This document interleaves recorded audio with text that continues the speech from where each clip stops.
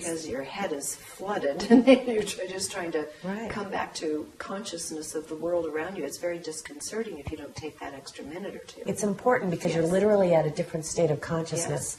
And it's different than what you're used to. We're all used to being either awake, asleep, or dreaming. But when we meditate, we're literally in a fourth state of consciousness, which some people call soul awareness, or glimpsing the soul. Deepak Chopra calls it glimpsing the soul. Or even Atma Darshan, which means keeping the company of your own soul. And when we're in that state, our brain waves are in the theta waves, which is a deep rested state.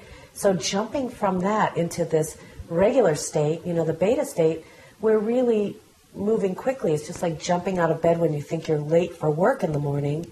You know how it sort of colors your day. This is the same with meditation. You can't jump from one state to another. We have to allow that transition period. And any thoughts on being able to do this as part of your workday to refresh yourself, say at lunch hour or something? Most people are embarrassed, as I can't do that at the cubby. Right. Well, some people said they even go into the ladies' room or the men's room and sit there. Well, I've taught a number of reporters who they work in these big cubicles, and I say just go out into your car. One of my favorite places is meditating in my car. I taught this one neurosurgeon from Mayo Clinic. He says, the minute I get home, my dogs want me, my wife wants me, my kids want me. He goes, what do I do? And I said, don't get out of your car. Park a mile down the street. Obviously you can't do it while you're driving, but park down the street, close your eyes, lock the door, time yourself. It's your sanctuary. Turn the music off, though. Anything that starts to attract your attention outward is sort of going against what we're trying to do, which is turning the attention inward. So closing the eyes, timing it. I'm in this grocery store parking lot all the time between appointments. And ideally, you meditate before you eat. Because when you eat, the body's really working to take the world out there and turn it into the world that we call your body through food and the digestion process. So when we meditate, the body starts slowing down, and when we're eating, it starts to speed up. So we want to do it after we eat, at least after an hour after we eat, or before we eat.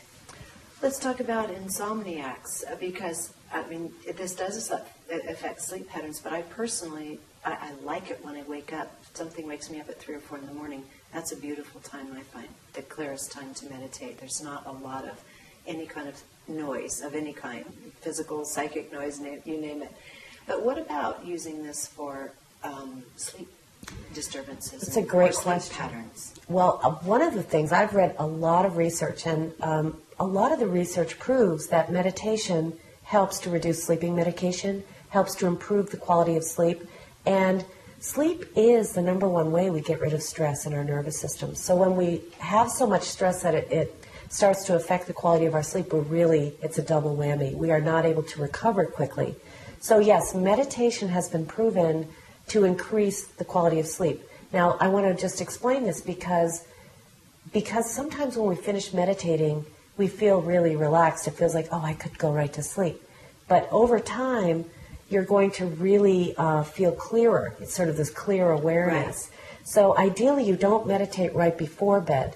You meditate ideally before breakfast, and then again before dinner. If you can't do one of those, you can do it before lunch. But you mentioned the yogic hour. There's this hour between 4 and 6 a.m. Before sunrise. It's traditional for meditation. It's the ambrosia hour. And when I lived in the Zen Buddhist monastery, we would be awake at that time, and we would start our first meditation before 5. And that is the time where the nervous system has gotten its deep rest from sleep, so that you're not dealing with the big stresses, but you're actually able to refine some of the other stresses that might get in the way of you listening to you. It's a lovely experience. It is. It's my favorite. Yeah. When you're in there, in that state, I could just get lost and stay there for hours, but that's usually not something that's desirable. There's no time. You've got to get out and work. I've got to get out and work and get on with my life, but it's very beautiful. Any final thoughts on this? You've given a lot of really practical information, because people do think, I'll wait till later, I'm intimidated, maybe I'll do it on the weekend. But you've given us a lot of ideas how you can incorporate it into your everyday life. It doesn't have to take a lot of time. Any other final thoughts on the imperative as to why this should be mandatory for every human being on the planet. Well, I think that a lot of us, you had said this earlier, are doing things we don't really like that we're doing. And it's, again, the habit of mind. And I think meditation really helps us to focus on who we really are outside of whether it's a sickness or our jobs or our family, who we really are and what we really want. I was always afraid to ask for what I wanted because I didn't even know what it was. And I had voices in my head from family members who would say, can't you stop being so selfish? Or, I wouldn't do that if I were you, or that kind of thing, which sort of thwarted my own conversation with myself. And I think meditation helps us to reconnect with what we really want, what really makes our soul sing. And that's the real reason that we're here. We each need to sing our song, really. And I'm not trying to be esoteric. It's how can we do that without taking somebody else's idea of what that looks like and imposing it on ourselves. So meditation helps us to get clear about that. Absolutely, and break out of the prison of habit, of habitual living. Exactly. And so I thank you so much for taking the time with us. And we never got to know each other when I was living in Sedona all those years, which I'm amazed because I was right down the street from you, and there's a really beautiful resonance here, and I'm glad that finally we came together now. It's a pleasure meeting you, Sarah. Thank you. Every one of us needs to take quiet time for ourselves now more than ever. If you need a little help getting going, you can connect with Sarah's work through her website at sedonameditation.com.